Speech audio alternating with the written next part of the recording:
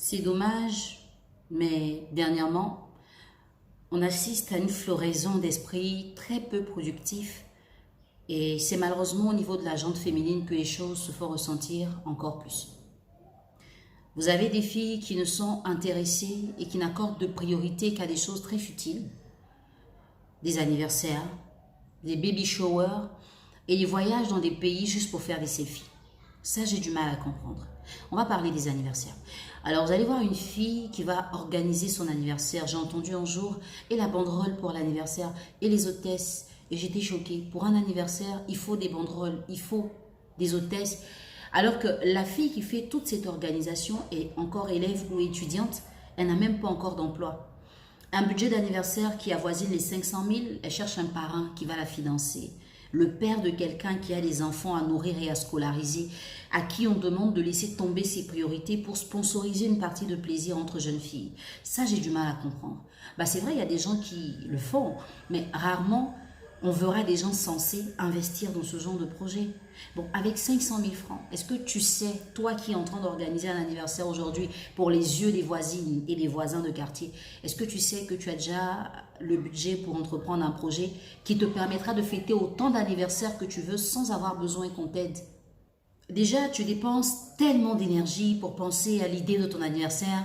Ce n'est pas mauvais de célébrer un anniversaire, mais c'est mauvais d'investir tout son temps, toute son énergie et le peu de moyens qu'on a juste pour se faire plaisir de façon partielle et revenir à une réalité qui nous rattrape tous les jours.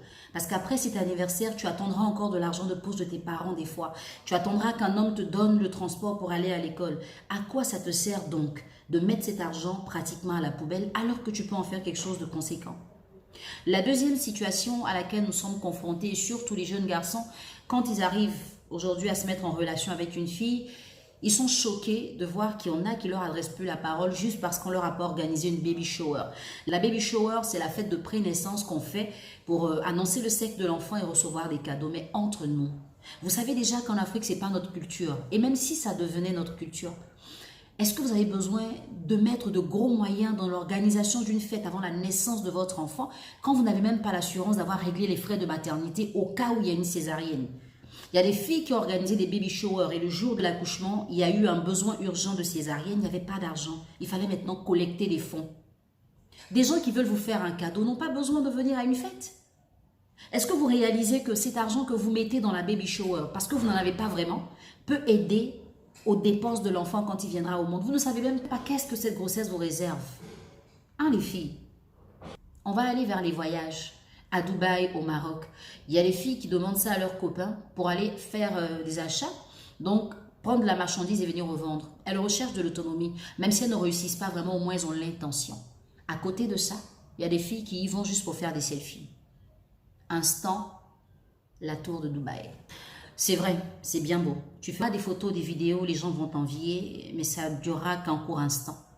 Après, ta réalité te rattrapera. Et ce n'est pas évident que tu aies la même opportunité une autre fois.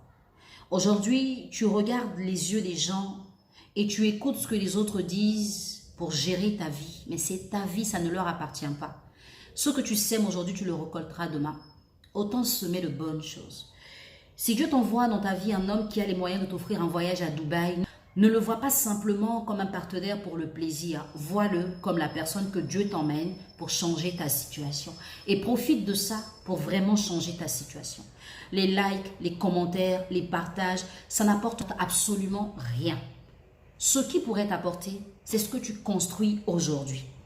Les personnes que tu regardes, que tu copies, ont déjà un avenir bien tracé.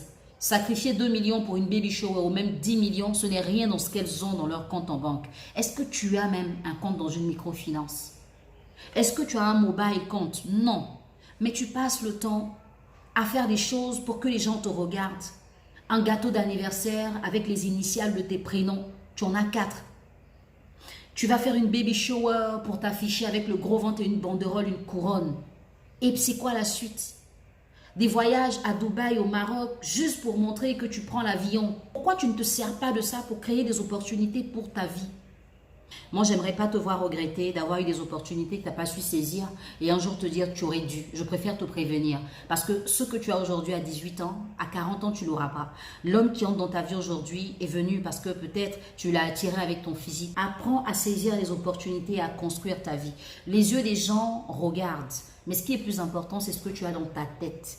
Qu'est-ce qu'elle fait? Qu'est-ce qu'elle sert aux gens? La différence, oui, qui sera peut-être mal interprétée. Ce n'est pas ton problème. Le plus important, c'est là où tu vas. Et il est mieux d'aller doucement pour bien arriver que de se précipiter et cogner le mur. Si vous avez des sœurs, adolescentes ou jeunes filles, des amis qui n'ont pas encore compris ce système, faites-leur voir la vidéo. Il y a des gens qui ont fait ça avant vous et qui aujourd'hui n'ont qu'une phrase à la bouche. Est-ce que tu as connu mon passé? Mais c'est déjà passé en fait, on ne reviendra pas là-dessus.